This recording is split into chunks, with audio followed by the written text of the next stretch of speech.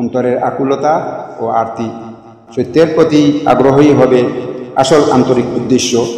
ইসলাম শুধু বাহ্যিক আড়ম্বরপূর্ণ এবং অন্তঃসারহীন উৎসবে সমর্থন করে না। ইসলাম চায় পবিত্র চিত্তে, বিনয়ের সহিত, নম্রতার সহযোগে এবং একমাত্র আল্লাহকে সন্তুষ্ট করার জন্য দিতে হবে কুরবানি। কুরবানি প্রসঙ্গে একটি কথা স্মরণ করিয়ে দেওয়া উচিত মনে করি।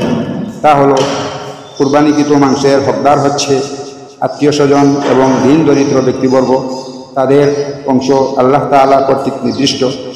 এখানে দাতা দয়াদাক্ষিণ্যের কথা নেই। এটাই হচ্ছে কর্তব্য পালন।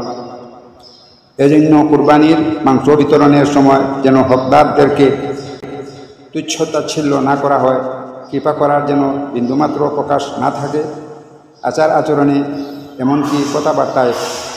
তখনই হবে আপনার কুরবানি সার্থক। কেননা পবিত্র কুরআনে আল্লাহ পাক ঘোষণা করেন, হুয়াল আউয়ালু ওয়াল আখিরু ওয়াল-যাহিরু ওয়াল বাতিন। হুয়াল আউয়ালু ওয়াল আখিরু ওয়াল-যাহিরু ওয়াল বাতিন ওয়া হুয়া বিকুল্লি শাইইন আলীম।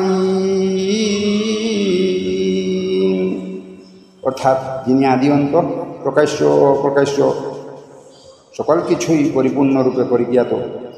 আজ আমাদেরকে ভাবতে হবে প্রতিটি মুসলিম জাহান খোদা প্রেমের